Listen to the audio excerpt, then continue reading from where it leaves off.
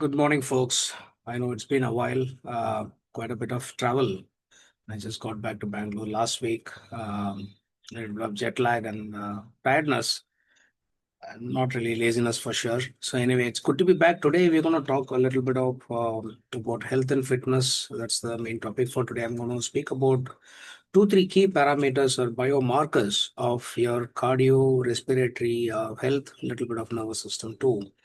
Um, these are things that are not often spoken about. Not many people seem to be aware of it either. And I found this out when I was talking to some of my friends, either abroad or even in India. Most people don't seem to be very aware of it and the importance of it. So that's going to be the topic for today. Speak about hidden metrics to assess cardio and respiratory health. And I'm going to just take, two to three important parameters that I think is very relevant for you to know about. And we'll go a little deep into that, and I'll also show you a couple of charts that I picked from online, and I'll share the screen when appropriate, right? So let's start anyway. So number one is VO2 max. Now, what is VO2 max? It's the maximum volume of oxygen that you can take in during intense exercise, right? So, and it's measured in terms of milliliter per kg per minute. It's like maximum volume of oxygen that you can take in while you are exercising.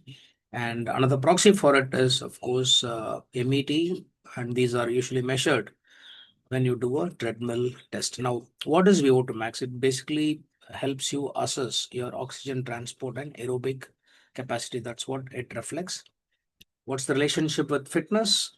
Strong direct measure of your performance. Directional change with improvement. It will increase. Why it matters? Predicts longevity, lowers mortality. Now, in this part, I think it makes sense to share the screen because I want you to understand this and not just listen to me. I want you to Google a little bit after this call, understand a little more if you want. But anyway, for the time being, I'm going to share the screen so that you can see. Now, of course, I'll link this video by Peter Attia. I, of course, came to know about VO2 Max maybe a year and a half or two ago, courtesy some of these good YouTube videos, particularly from Peter Attia. It's the single greatest predictor of your lifespan. So obviously, this is something that you wouldn't want to ignore. So if you look at two great predictors of your lifespan, it happens to be VO2 max at number one, far, far ahead, and number two is your strength. Of course, I've spoken about grip strength, which is a proxy for your strength, and of course, it's a proxy for your health span and lifespan, right? So these are the two top predictors of your longevity. Of course, if it's a different matter if you don't want to live long, that's up to you. But if you want to live long as like me and live healthy, then these two are very important for you. So let's go ahead. Now, we go to max 10-year survival rate, risk of death from any cause. So you can see that if you're in the top two, top 25 percentage, you have a 75 to 80% less risk of death from any other cause of death, right? And that's motivation enough for you to live well. Then I think you should give your to max a clear the clear importance that it deserves. Now, this is charts for men and women depending on your age. You're classified as poor, lower, etc. 76 and 80%. And this is elite level, which only sports persons typically tend to achieve. But if you can aim for, let's say, the 75 and above, I think that's a great that should be good for most of you. Yeah, most of us, in fact. So this for men and then women. Of course, I'll not go deeper into it, but you look up online. One thing I want you to remember in these numbers is just see the even if you look at 76 and above and superior levels, the difference is not actually much. If you see 45 to 49, 49 to 51, 51 to 52.5, so the difference in numbers are not much. It also tells you that it's pretty hard to get a great number as you age, and you can also see very clearly that as you age, VO2 max uh, naturally and gradually decreases. That's just a biological function. But what you can do, um, irrespective of age, is to counter that by doing some positive things, which we will look at, right? So that's what I'm going to talk about. Looking at the table that I presented or the notes I prepared for the meeting, you can see that oxygen transport and aerobic capacity, strong direct measurement of your performance. Increases predicts longevity. We spoke about that. How do you measure it? That's the table. I would suggest that you rely on a treadmill test. It's not pretty expensive. It's not expensive in India, at least. I don't know about other countries, but yeah, get this done in any hospital nearby. It takes about 20-25 minutes. They'll make you go through different speeds of running, etc. So I think you should do that, and they'll give you either a MET score or a VO2 score. If you get a MET score, it's not a problem. You can multiply that by 3.5 approximately. That gives you the VO2 max. So VO2 max and MET are directly proportional. MET is nothing but metabolic equivalent of a task, right? But anyway, so I don't want to confuse it. Stick to VO2 max, volume of oxygen maximum, right? That's what it signifies. Of course, then ways to increase is pretty straightforward. If you think you're poor or average or below average, you might want to quickly improve it, irrespective of what age bracket you fall under. Which is, of course, you have to do a lot of aerobic and HIIT training, high interval intensity. That's what HIIT stands for.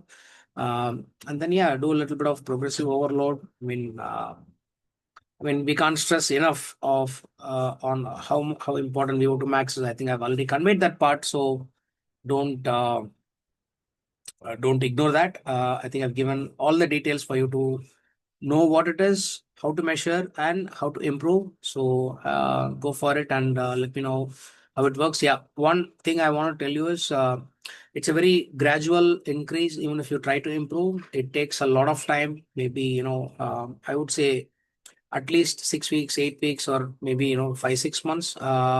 So you don't have to worry. What you need to continuously watch for is, are you trending in the right direction? That's more important than the absolute number. Let's say you're a 40-year-old and you're in probably in late 20s or early 30s, and you want to bring it up to 38 and 40, which is pretty reasonable.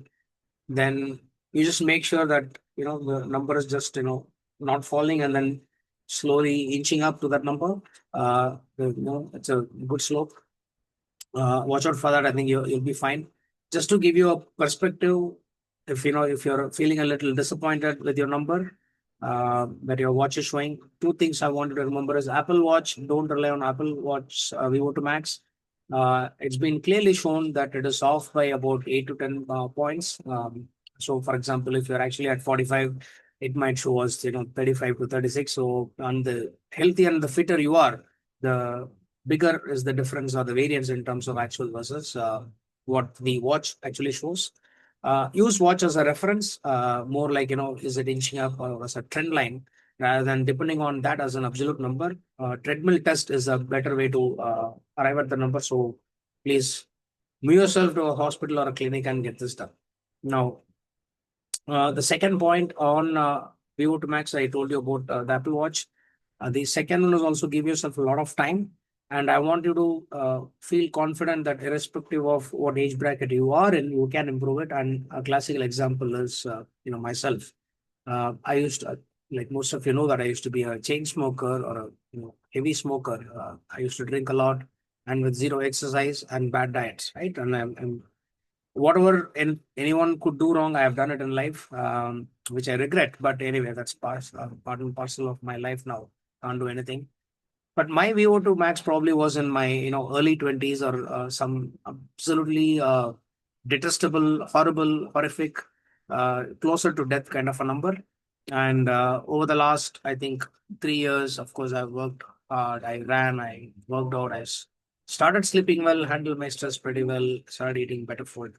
And I think I'm probably in the 75 and above category. I think the last time I did a treadmill test, it was 13.5 and or 13 point or 14. I don't remember. You just I think it was 14 something. Yeah. So I multiply that by 3.5, and I came to around 42 or 44, something around that range of VO2 max, which is considered quite decent for my age. Yeah. So of course there is a scope for improvement. So I'll continue to walk, run, do a little bit of HIIT, climbs up the stairs and down, and make sure my cardio and respiratory system. Now, the one thing I think again I picked these parameters not just as a heart health. You can see very clearly it's more of a cardiorespiratory health, right? Cardiovascular and respiratory, which means it includes your heart, your lungs, your capillaries, things that carry bloods and other things. your I don't know, veins, arteries, bunch of other things, the narrow ones, the big ones, and also a little bit of neurological factor, which is why this one comes in when we'll talk about that when we reach that part. So keep that in mind that this encompasses parameters, which is a kind of an integral factor of how your overall body is functioning, and it's a great representative of it. And I can't explain better than what Dr. Peter Attia does in this video. I will obviously link it. It's a small 5 minute, 6 minute video. Please watch it. He explains very beautifully why VO2max is important. He just doesn't say that VO2max is important. In fact, he wrote a book called Outlive, uh, which I bought, but I didn't read. So he talks about that a lot, and then he regrets the fact that he explained that VO2max is important, but hasn't really, done justice to it by explaining why that is important, which he has done in this video. So I wanted to watch it. Cool. Now we're going to look at the next parameter. We're done with VO2max and MET. So we're going to look at RHR. It's nothing but resting heart rate. It basically measures cardiac efficiency and baseline workload. Lower is more efficient, is a fitter heart. So think of it this way, right? It beats less, but it supplies enough blood so that it flows all through the organs that demands blood, right? All through the cells or organs, etc. So obviously, one way to measure to see if you're in the right direction is to, of course, ensure that RHR reduces over time. The higher it is pretty bad, and generally this is inversely proportional to VO2max. So the higher your VO2max, your lower your resting heart rate, or if your heart rate is pretty low, your VO2max is likely to be higher.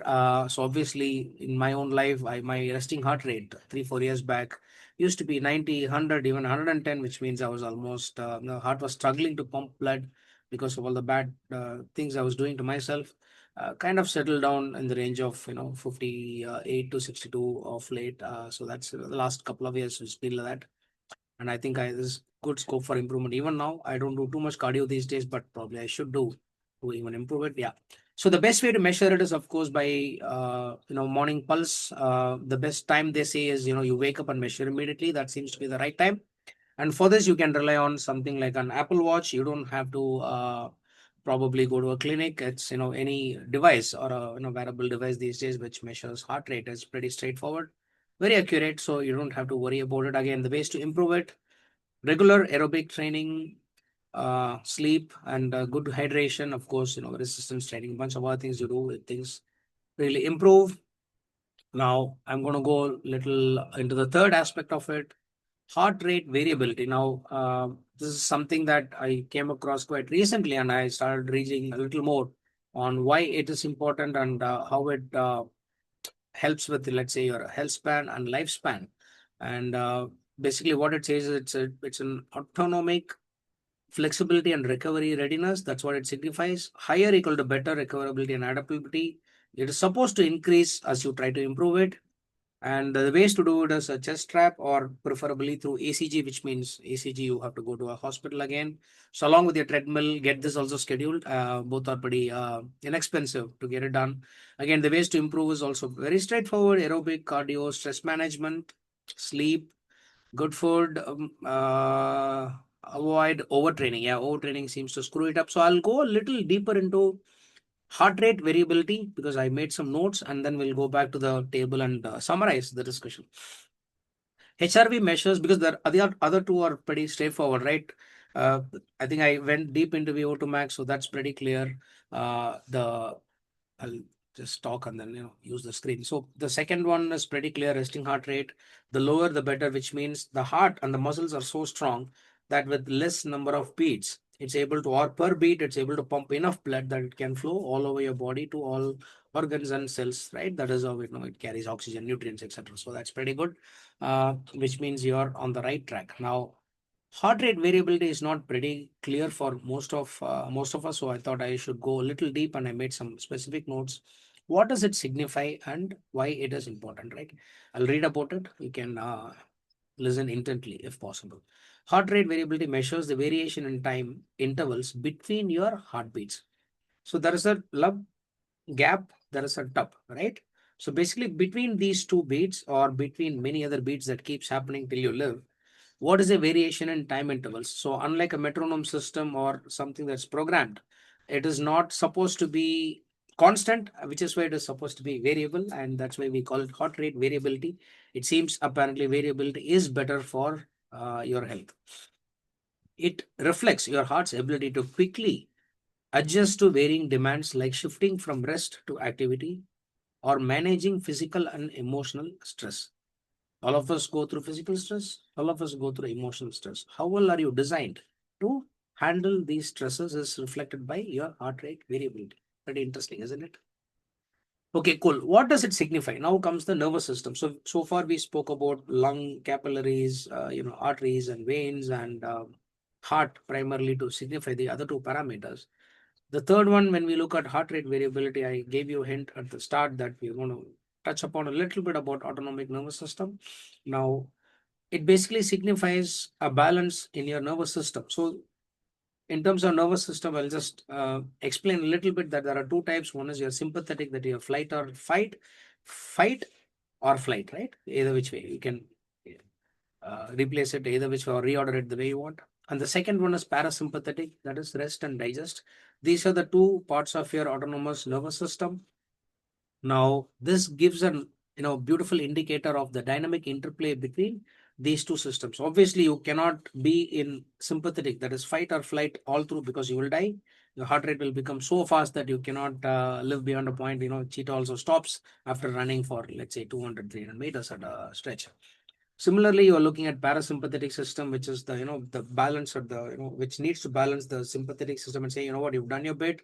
I want the body to relax. I want him to go to homeostasis, and I want to make sure that he starts eating, make sure he reproduces. I'll get on the heart rate. I'll make sure things are fine, and then he can live to fight another day. That is what your parasympathetic system branch of your ANS or autonomic nervous system does. Now, it kind of signifies how both are having a dynamic interplay or a relationship, right?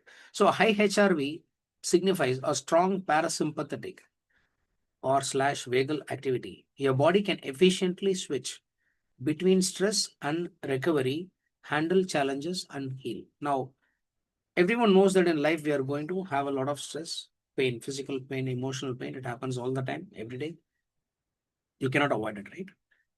With high HRV, which height basically signifies that you can recover well and handle these challenges. If it's not, you cannot handle the challenges. That's as simple as that.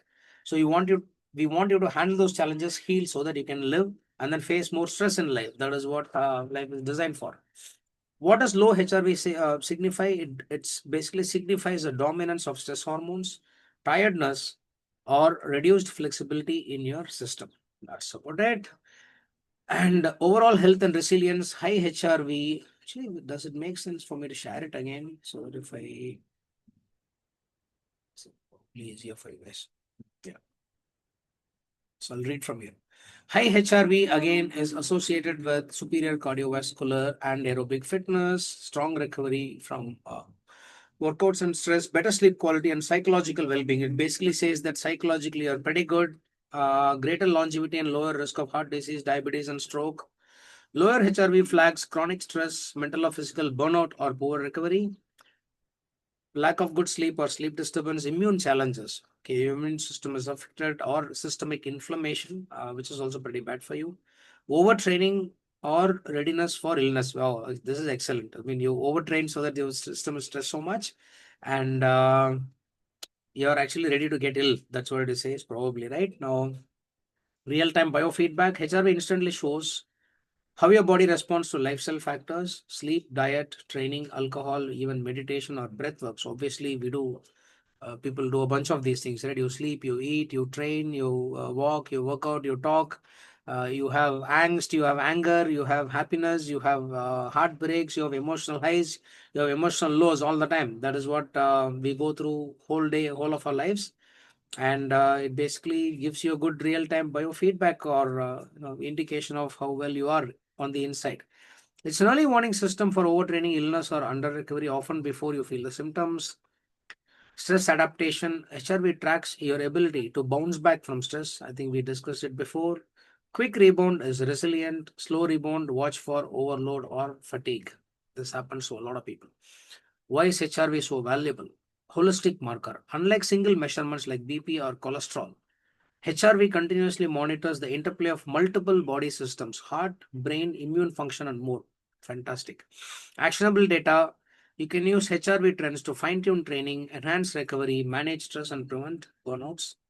Highly personalized. HRV is yours, your age, genetics, lifestyle. Create your own baseline and trends, making it the ultimate feedback loop for self-optimization. Okay, I think we have pretty much covered most of it. I think in terms of Apple Fitness, I want you to know that it's off by 8 or 9, 6 or 8 points. I think I told you very clearly.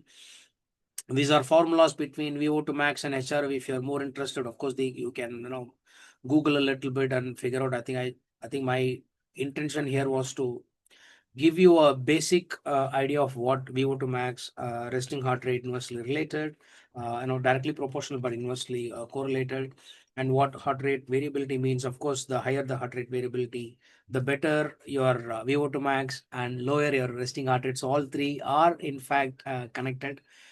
The reason I wanted to speak about this is because we don't measure for this in most of the cases. So when you do a blood test or health checkup in our country, at least in India, from what I know, you measure, look for cholesterols, you're looking for vitamin D, B12, I don't know, bunch of other things like bun nitrogens and urine test, etc. But a lot of people don't consciously look for things like VO₂max or resting heart rate is pretty straightforward, right? So that is the reason I wanted to present it.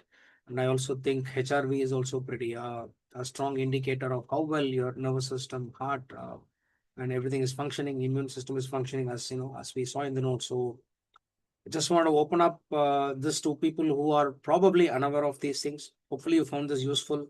And if you think this was useful, do me a favor, consider subscribing or sharing it with a friend or a relative who might benefit from it. I'll see you soon with some other topic on fitness or relationships, as usually is the case, sometime pretty soon. Cheers. Have a great day.